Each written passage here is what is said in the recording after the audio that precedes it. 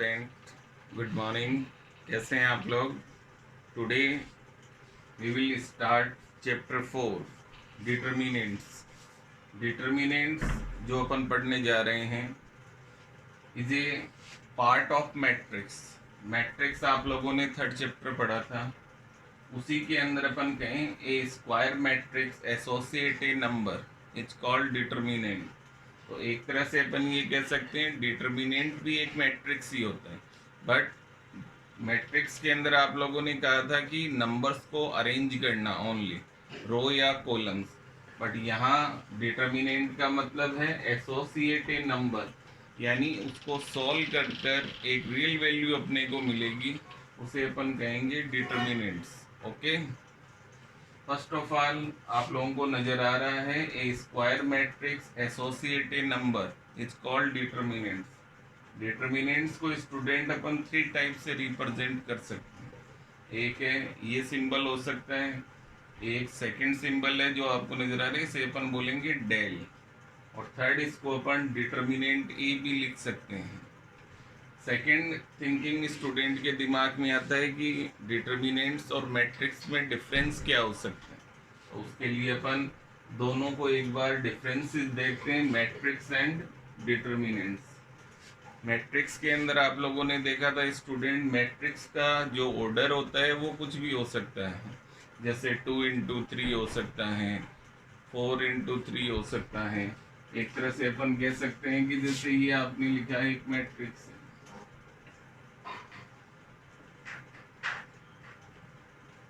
ये मैट्रिक्स, इसका जैसे अगर ऑर्डर देखें अपन तो इट इज 3 into 2।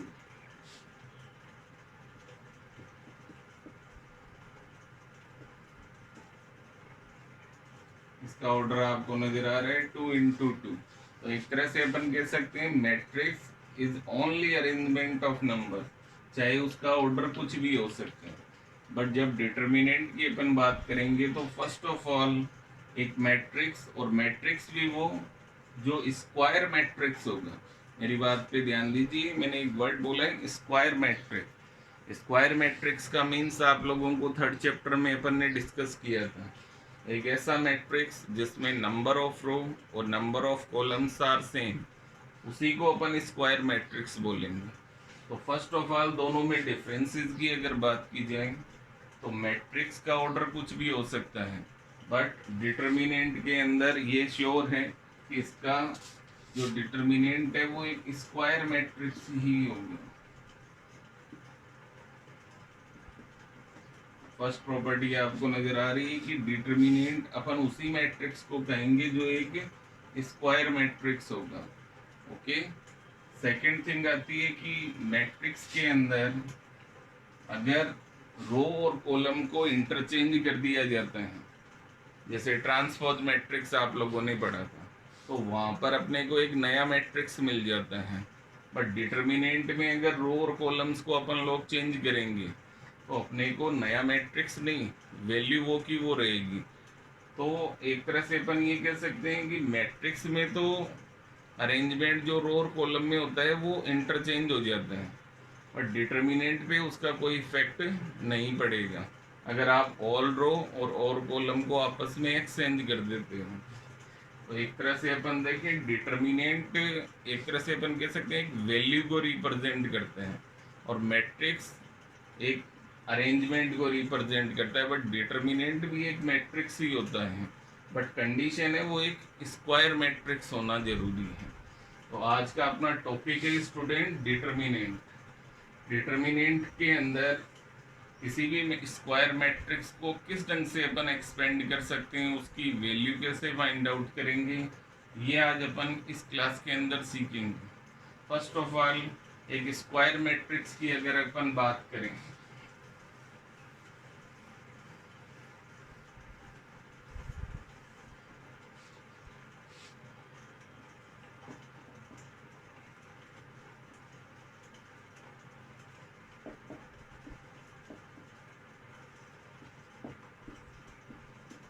ये एक 2 into 2 ऑर्डर का स्क्वायर मैट्रिक्स है, और जब इसको अपन डिटर्मिनेंट में रिप्रेजेंट करेंगे तो इस सिंबल के द्वारा अपन रिप्रेजेंट करेंगे।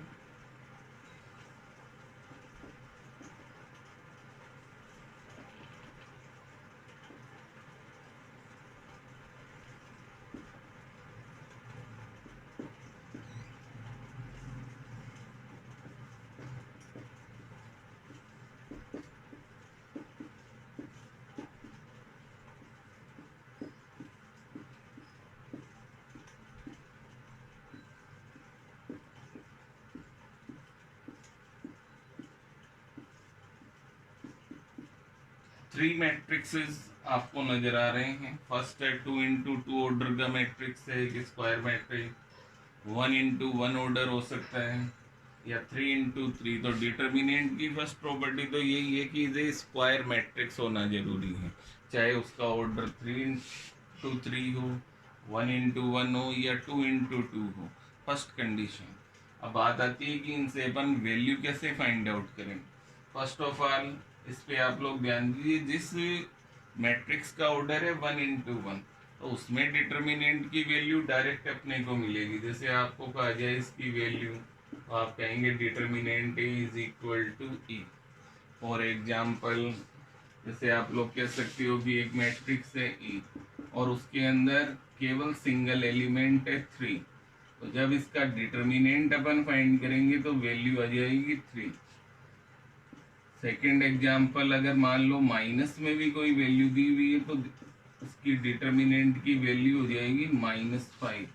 साइन पे कोई चेंज नहीं पड़ेगा, प्लस है तो प्लस रहेगी, माइनस है तो माइनस रहेगी। ये तो था 1 into 1 ऑर्डर का स्क्वायर मैट्रिक्स जिसके डिटर्मिनेंट की वैल्यू फाइंड करना। एक्चुअली इस चैप्टर के अंदर ये क्वेश्चन स्टार्ट होता है तुम्हारे 2 into 2 या 3 into 3 ऑर्डर का जो स्क्वायर मैट्रिक्स है उसकी वैल्यू कैसे फाइंड आउट करें।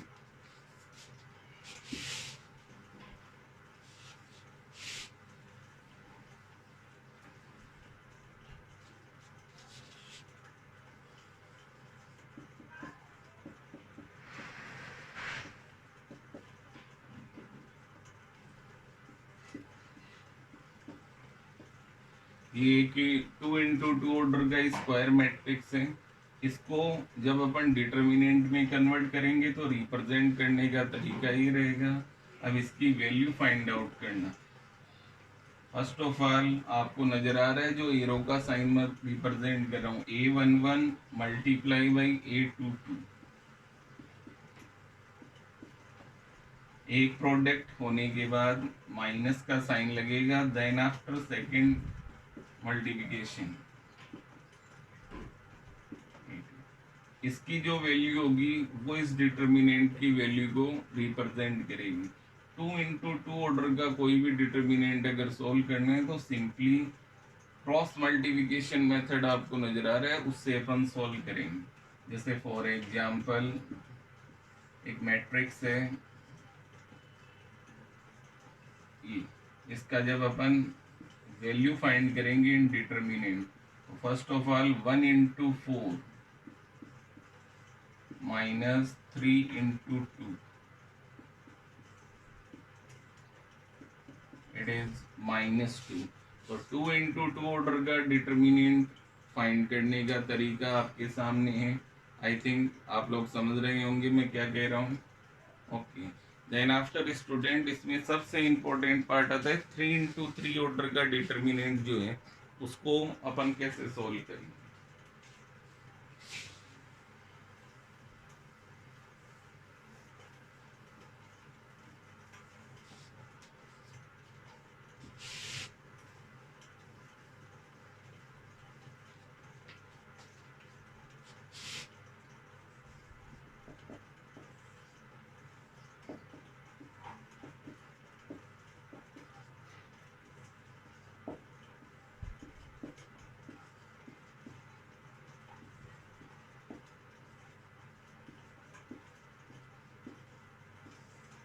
ये एक 3 into 3 ऑर्डर का स्क्वायर मैट्रिक्स आपको नजर आ रहा है।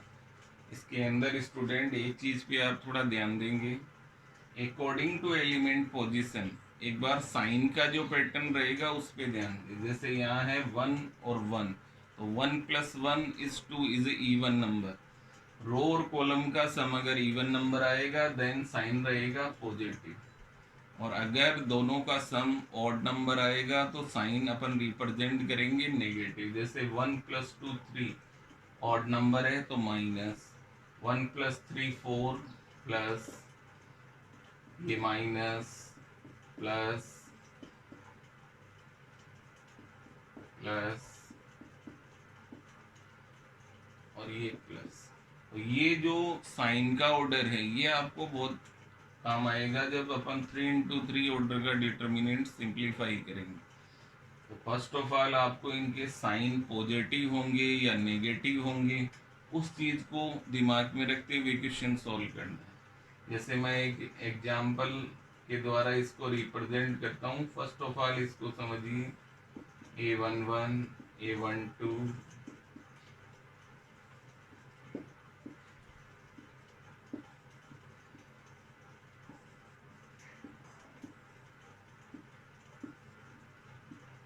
थ्री इंटू थ्री ऑर्डर का एक डिटर्मिनेंट है जिसमें 3 रो एंड 3 कॉलम्स है। अपन किसी भी रो या किसी भी कॉलम के अकॉर्डिंग इसको एक्सपेंड कर सकते हैं और इसकी वैल्यू फाइंड कर सकते हैं। ध्यान रखें, चाहे आप लोग फर्स्ट रो से करें, चाहे सेकंड से करें, चाहे थर्ड से करें, या तीनों कॉलम में से किसी के अकॉर्डिंग भी एक्सपेंड करो, डिटर्मिनेंट की वैल्यू में कोई चेंज नहीं होगा। किसी भी टाइप से एक्सपेंड करेंगे वैल्यू सेम ही आएगी। जैसे यहाँ मैं एग्जांपल ले रहा हूँ, अकॉर्डिंग टू फर्स्ट रो अपन इसको एक्सपेंड करते हैं। जैसे फर्स्ट एलिमेंट आपको नजर आ रहा है A11, ये आप लोग लिखेंगे A11। देन आफ्टर इसका साइन आपको नजर आ रहा है 1+1, अभी तुम्हें बताया था 2 is a even number positive, तो इसको A11 लिखेंगे। अब इस एलिमेंट के कॉरस्पॉन्डिंग ये रो और ये कॉलम हट जाएंगे और एक डिटर्मिनेंट तुम्हें नजर आ रहा है A22,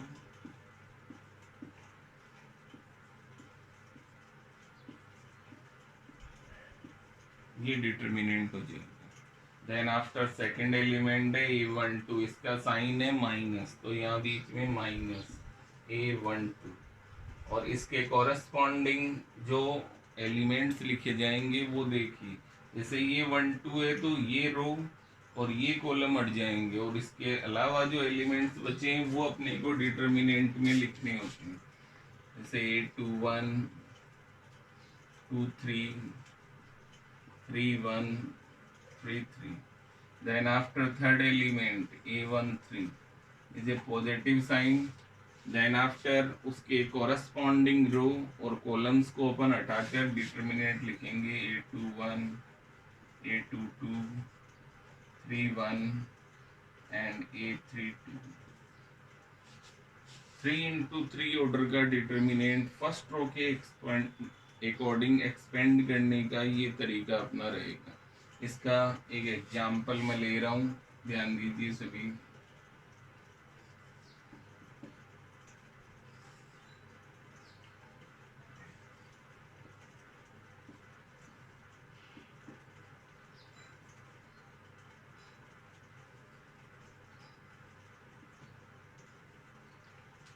ये एक डिटर्मिनेंट है, ऑर्डर है 3 into 3।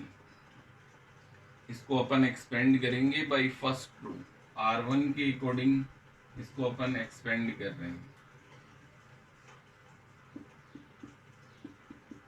फर्स्ट एलिमेंट 2, इसके कॉरेस्पॉन्डिंग डिटर्मिनेंट पे ध्यान दीजिए, ये रो और ये कॉलम हटेगा तो रिमेनिंग एलिमेंट्स बचेंगे 0, -5, 3, 1।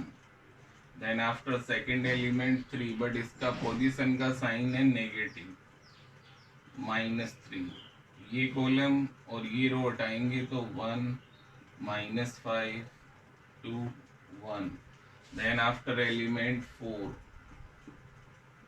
और इसके कॉरेस्पॉन्डिंग ये कॉलम और ये रो हटेगा 1, 0, 2, 3। तो ये तो इसको एक्सपेंड को लिखने का तरीका रहेगा। देन आफ्टर जब इसकी अपन वैल्यू फाइंड आउट करेंगे तो अभी आप लोगों को 2 into 2 ऑर्डर का एक डिटर्मिनेंट सोल्व करना सिखाया था। It is 2 into 2 order determinant. First of all 0 multiply by 1, 0। Then after minus sign, but यहाँ आपको नजर आ रहा है सेकेंड प्रोडक्ट 3 into -5 होता है -15, तो बीच में माइनस और ये -15, -3। 1 को 1 से इंटू करेंगे 1, -10 +4, 1 into 3, 3 और -0, 2 into 0, 0, माइनस माइनस +15,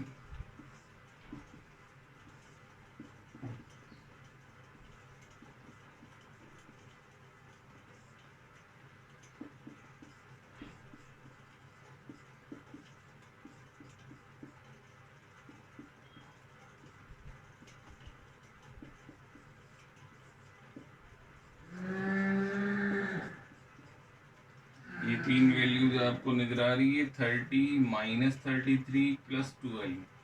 पहले पॉजिटिव टर्म 30 + 12 इट इज 42 -33 और अपना आंसर बन रहा है student 9। It is process of 3 × 3 order determinant को सॉल्व करने का ये अपना प्रोसेस रहेगा। तो first of all student determinant के तीन ऑर्डर आप लोगों को बताए गए।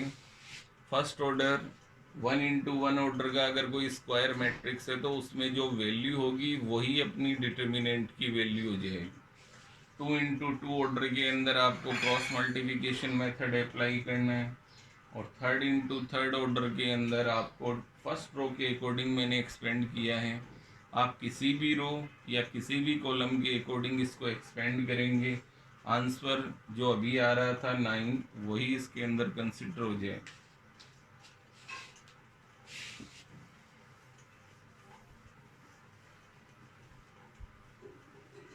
देन आफ्टर स्टूडेंट इसमें 2 वर्ड्स जब मैं नोट्स आपको पीडीएफ में दूंगा उसमें आप पढ़ेंगे, 2 वर्ड आएंगे। एक आएगा सिंगुलर मैट्रिक्स और एक आएगा नॉन सिंगुलर मैट्रिक्स।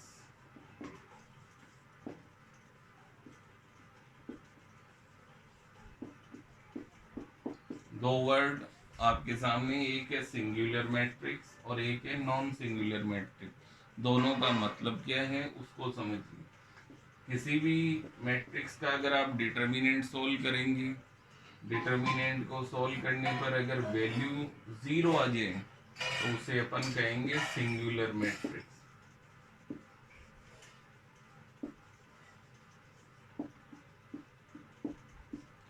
और डिटर्मिनेंट को सॉल्व करने पर अगर वैल्यू 0 नहीं आए, चाहे पॉजिटिव आए चाहे नेगेटिव आए, तो उसे अपन बोलते हैं नॉन सिंगुलर।